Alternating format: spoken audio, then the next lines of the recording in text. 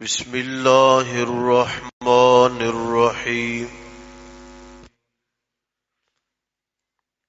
یا ایہا الذین آمنوا کونوا قوامین للہ شہداء بالقسط ولا یجرمنکم شنآن قوم علی الا تعدلوا اعدلوا هو اقرب للتقوى واتقوا اللہ ان اللہ خبیر بما تعملون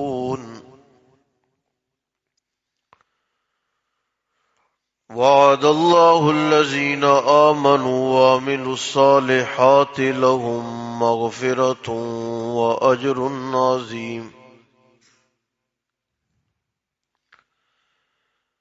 والذین کفروا وکذبوا بآیاتنا اولئک اصحاب الجحیم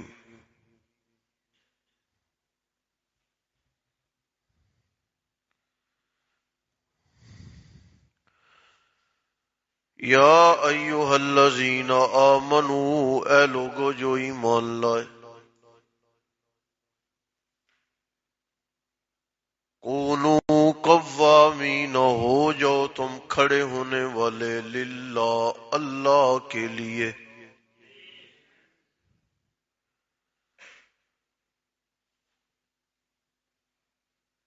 گواہ بن جاؤ گواہی دینے والے ہو جاؤ انصاف کے لیے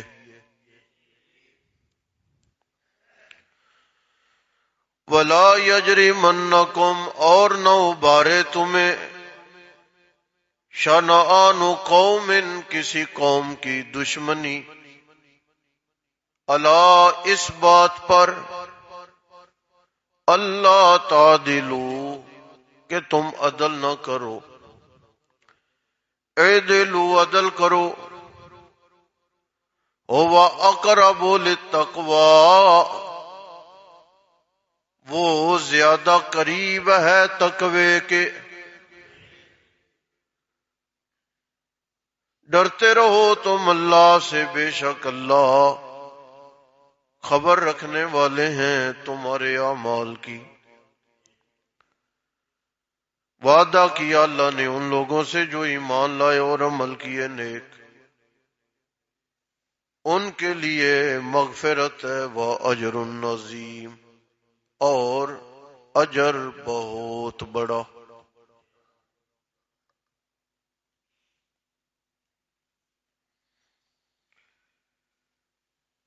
کل ہم نے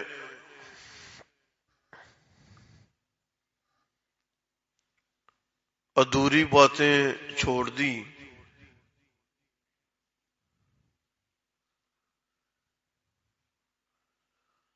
یہ آیت مبارکہ جو ابھی ہم نے پڑھی ہے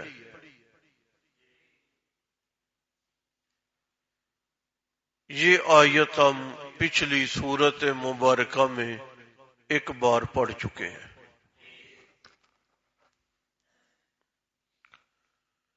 مطلب ایک ہے بات ایک ہے الفاظ وہی ہیں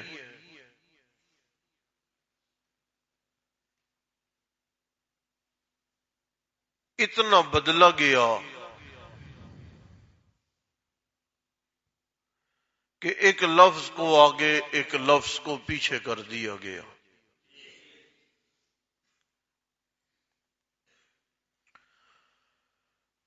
ایمان والو کافروں کو خطاب نہیں ہے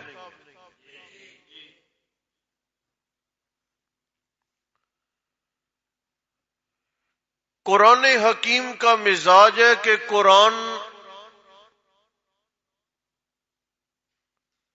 جب باتیں کرنے لگتا ہے نہ تو اپنوں سے کرتا ہے سمجھ آ رہی ہے؟ قرآن جب باتیں کرنے لگتا ہے تو کن سے کرتا ہے؟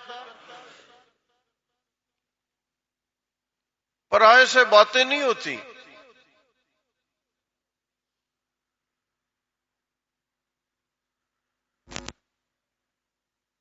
صدیقہ کائنات پہ جب الزام لگا نا،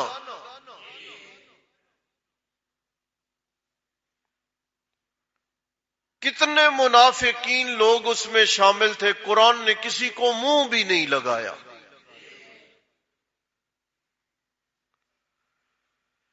فلاں کو یہ سزا دو، فلاں کو یہ کرو، فلاں، قرآن نے کسی کو مخاطب نہیں کیا.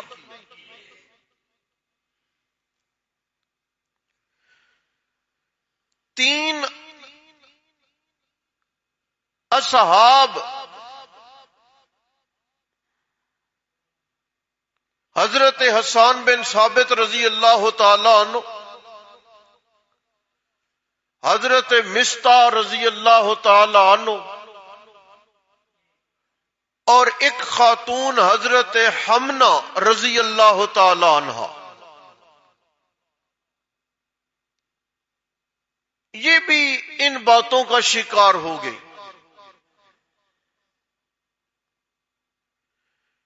اللہ نے مدینے میں بسنے والے کسی اور کو مخاطب نہیں کیا، ان تینوں کو کہا ہے کہ تم تو رسول اللہ کے گھر کے بندے ہو،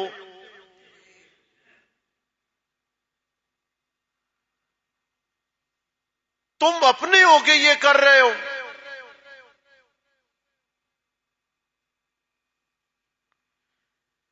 اس لیے جب قرآن کچھ کہنے لگتا ہے نا تو یہ احساس دلاتا ہے، آمنو، تم وہ لوگ ہو جنہوں نے میں اللہ کو مانا ہوا ہے.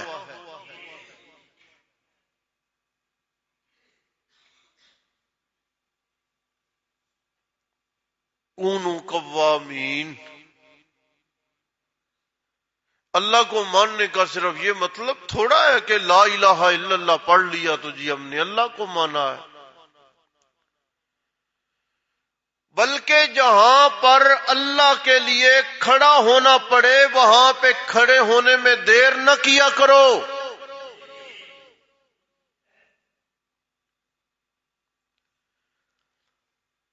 اپنی عزت و ناموس کے لیے کھڑے ہوتے ہو، برادری کے لیے کھڑے ہوتے ہو، دوستوں کے لیے کھڑے ہوتے ہو،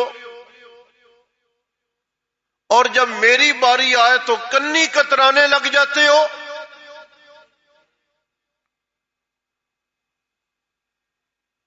سنیے گا یہاں توجہ میں ہو، ایک بات یہاں پہ کہہ دوں میں آپ کو، میں اللہ کو اپنے دین کے بچاؤ کے لیے تمہاری کوئی محتاجی نہیں ہے.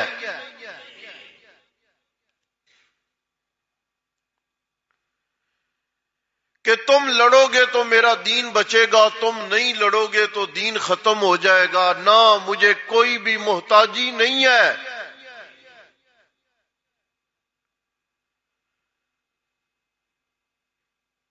یہ تو میں اللہ بہانہ بنا کے کریڈٹ تمہیں دینا چاہ رہا ہوں. سنو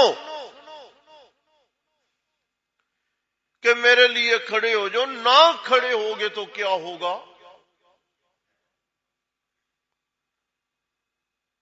جس زمانے میں قوم نے حضرت موسیٰ سے کہا تھا انت و ربک فقاتلا انا ہاہنا قاعدون، تو جا کے لڑتے تیرا رب لڑے، ہم یہاں پہ بیٹھے ہوئے ہیں، ہم نہیں لڑ سکتے، ہر کسی سے دشمنی مول لیتے پھڑے. کیا خیال ہے قوم کے جواب دینے کے بعد موسیٰ کو شکست ہو گئی تھی؟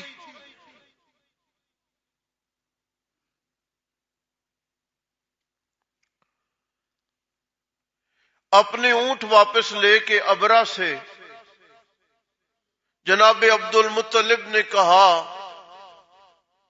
کہ میں ان اونٹوں کا مالک تھا، میں لینے آ گیا، تو کعبہ کو گرانے جا رہا ہے، وہ کعبے کا مالک ہے، تو جان تیرا کام جانے، وہ جانے اس کا کام جانے. اہل مکہ الگ تھلگ ہو کے ایک پہاڑ پہ منظر دیکھنے بیٹھ گئے، کیا کعبہ گر گیا؟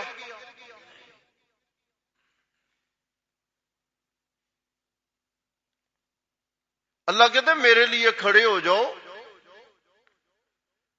اس کا یہ مطلب نہیں ہے کہ میں اللہ کو اپنے دین کے تحفظ کے لیے تمہاری ضرورت پڑ گئی ہے، نہ، میں تمہیں یہ اعزاز دینا چاہتا ہوں کہ اگر میرے دین کے تحفظ کے لیے تم کھڑے ہو گئے اور کوئی آمنا سامنا ہوا، لڑائی ہو گئی، بچ گئے، غازی بن جاؤ گے، اور اگر دنیا سے چل بسے شہید بن جاؤ گے، غازی بن گئے، تمہارا ایک دن اللہ کی راہ میں اللہ کے دین کے لیے ڈٹ کے کھڑے ہو جانا عام لوگوں کی ساری زندگی کی عبادتوں سے افضل ہو جائے گا، اور اگر شہید بن جاؤ گے تو قطرہ خون کا زمین پہ بعد میں گرے گا، گناہ پہلے معاف کر دوں گا۔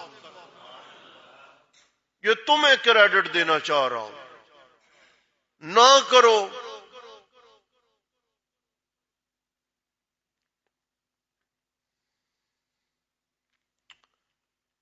دوسری بات یہ کہی، انصاف کے گواہ بنو۔ کس کے گواہ بنو؟ انصاف کے گواہ بنو۔ بے انصافی کی وجوہات کتنی ہیں جی؟ دو وجہ سے بے انصافی ہوتی ہے۔ ایک وجہ کہ جرم کرنے والا میرا بڑا قریبی ہے، اس قریبی کو تحفظ دینے کے لیے میں مظلوم سے بے انصافی کرنے لگتا ہوں۔ دوسرا، مظلوم میرا دشمن ہے،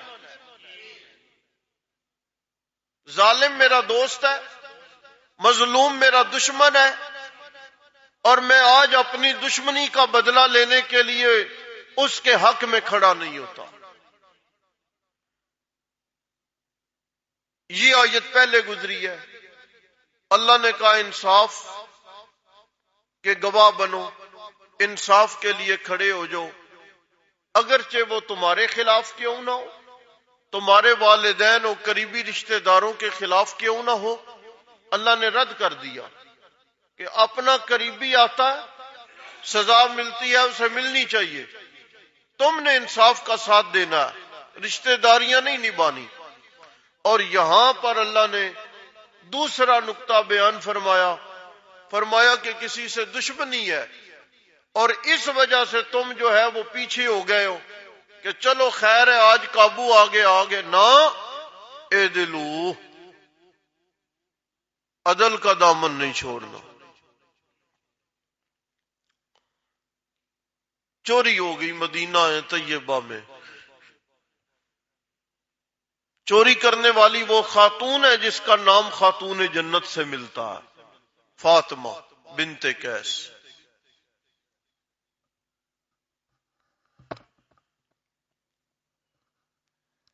اب لوگوں کی نظر لگی ہوئی ہے کہ جناب رسول اللہ سے کہا جائے کہ مہربانی کریں، بڑے خاندان کی ہے، کہے کون؟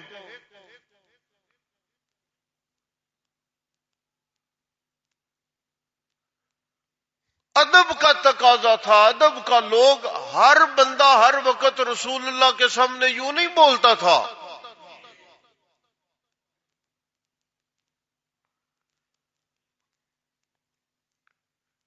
آج ہم علماء کے احترام کا نام لیتے ہیں، ہم احترام کرتے نہیں ہیں۔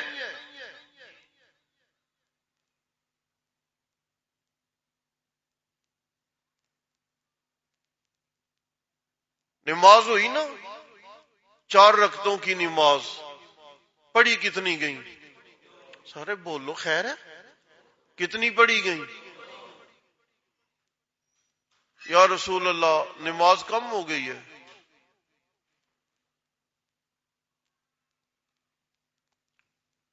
نہیں یا رسول اللہ کچھ ہوا. قصرت الصلاۃ ام نسیت یا رسول اللہ، حضور یا نماز تھوڑی ہے یا آپ بھول گئے؟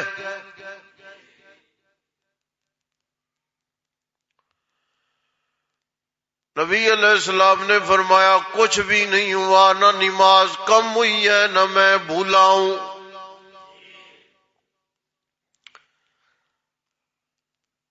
نہ ایسی بات نہیں ہے نماز تھوڑی ہو گئی ہے یا آپ کو بھول لگ گئی ہے. 4 رکعتیں تھی آپ نے 2 پڑھا دی، آپ نے پھر فرمایا کچھ بھی نہیں ہوا.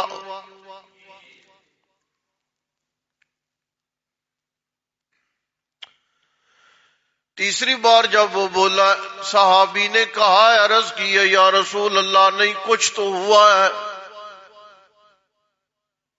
کمال ہے جی، آپ سمجھیں. اپنے سامنے بیٹھے مقتدی و مجمع جو ہے صفے تشہد کی حالت میں دائیں بائیں آپ نے نظریں دوڑائی ہیں کہ مجمع میں ابو بکر کہاں ہیں، میں ان سے سوال کروں. اچھا پوچھ دوجیاں کو بھی سکتے ہیں، جو سامنے بیٹھا تھا جس نے اقامت، اس سے بھی پوچھا جا سکتا.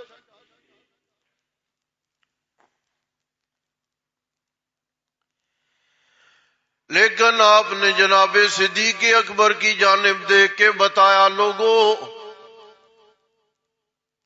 ابو بکر نے کئی موقعوں پر میری تصدیق کی ہے، آج بھی مسئلہ بن گیا ہے، میں ابو بکر کی تصدیق کے بغیر دوبارہ نماز کھڑی نہیں کروں گا.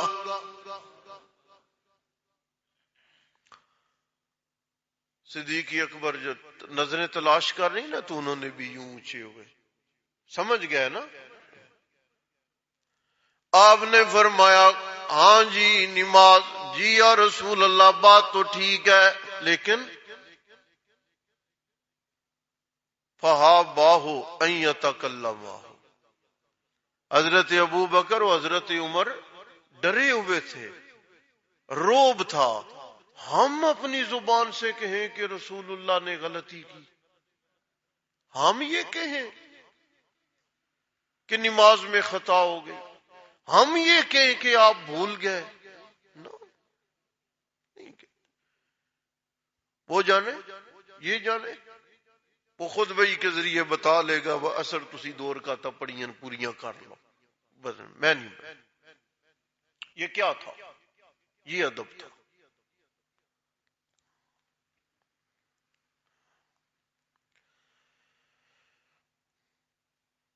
صحابہ کہتے ہیں ہمیں شوق ہوتا تھا، کوئی پینڈو بندہ آئے نا دیہاتی قسم کا، وہ آ کے بلا جھجک مسئلے یا رسول اللہ گل کیویں.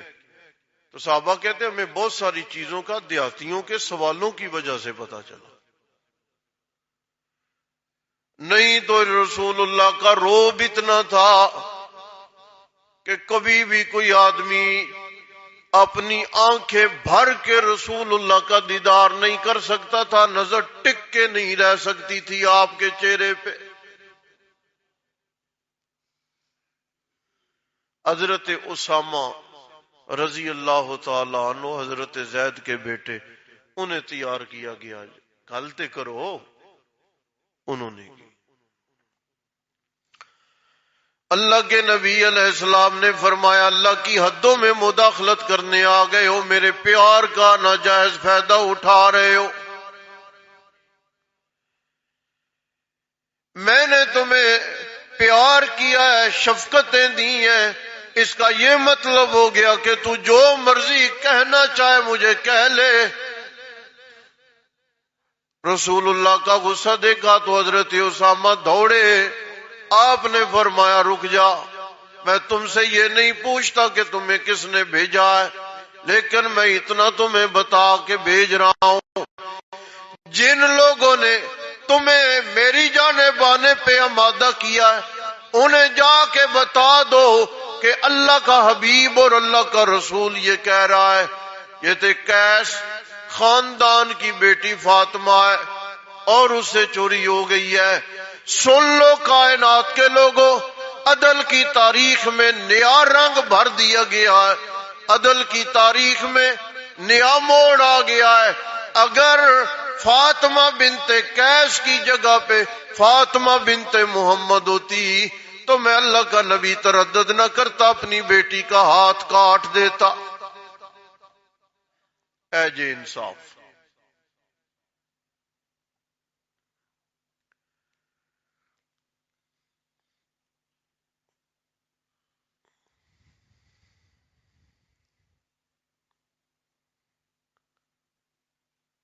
تعزیت کے موقع پہ ابو جی کی باری مجھے یاد ہے، بہت سارے لوگ آتے رہے دور دراز سے، عزیز و اقارب بھی تھے، دوست احباب بھی تھے، علماء کا حلقہ بھی تھا۔ علماء کے سوا بڑے ملنے ملانے والے کہتے تھے آپ یہ ہاتھ نہیں اٹھا رہے، یہ دعا نہیں کر رہے، آپ کے بھائی صاحب بھی نہیں ہاتھ اٹھا رہے، آپ کے دیگر اقربا بھی نہیں۔ میں نے یہ کہا تھا کہ ہم دوسرے لوگوں کو تو آج تک کہتے آئے ہیں نا، آج باری ہے اپنے گھر کی، مسئلے کا پتہ آج چلے گا۔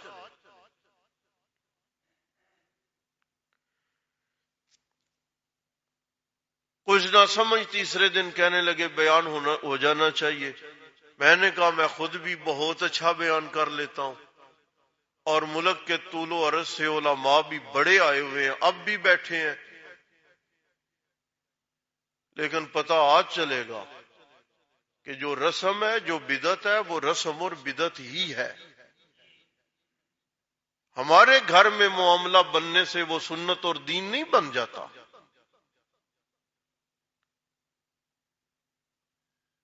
اللہ کے لیے کھڑے ہونے کی ہمت پیدا کرے۔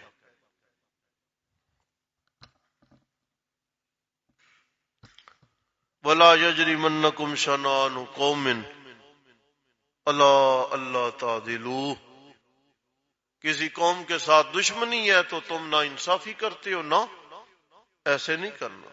اعدلوا، عدل کیا کرو، انصاف کو ترجیح دو۔ ہمارے شیوخ ہمیں پڑھاتے تھے کہ یاد رکھنا، کفر کی حکومت چل سکتی ہے، ظلم کی حکومت نہیں چل سکتی۔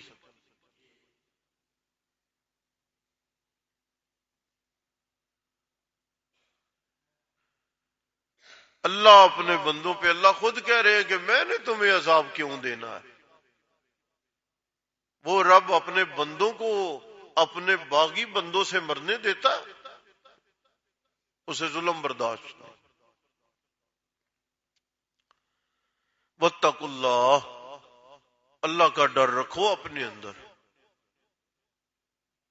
فلاں یہ کرے گا، فلاں یہ کرے گا، فلاں یہ کرے گا، فلاں یہ کرے گا، مسئلہ بیان کریں گے، فلاں ناراض ہو جائے گا، فلاں ناراض ہو جائے گا۔ یہ بھی کوئی بندوں والی بات ہے؟ یاد رکھیے، ہر شخص کا ڈر پالنے لگیں گے تو زندگی کیسے جئیں گے آپ؟ پھر تو آپ نہ سکھ سے کھائیں گے، نہ آپ سکھ سے سوئیں گے، نہ آپ سکھ سے رہ پائیں گے۔ آپ تو لوگوں کے سائے سے ڈرنے والے بن گئے۔ اتقوا اللہ، اللہ کا ڈر۔ صحیح معنوں میں اگر کسی شخص میں اللہ کا ڈر پیدا ہو گیا ہے نا، اللہ کے ڈر کے سب سے بڑے فائدوں میں سے ایک فائدہ یہ ہے کہ اللہ اپنے سے ڈرنے والے بندے کے دل سے دنیا کا ڈر نکال دیتے ہیں۔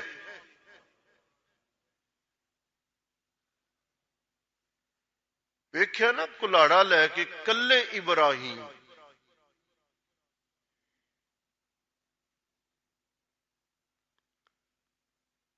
ان اللہ خبیر بما تعملون، وعد اللہ الذین آمنوا وعملوا الصالحات۔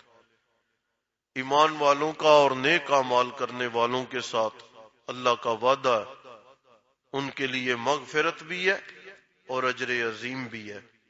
اور جنہوں نے کفر کیا اور میری آیات کو جھٹلایا وہ یاد رکھ لے ان کا ٹھکانہ جہنم ہے اور وہ اسی میں رہنے والے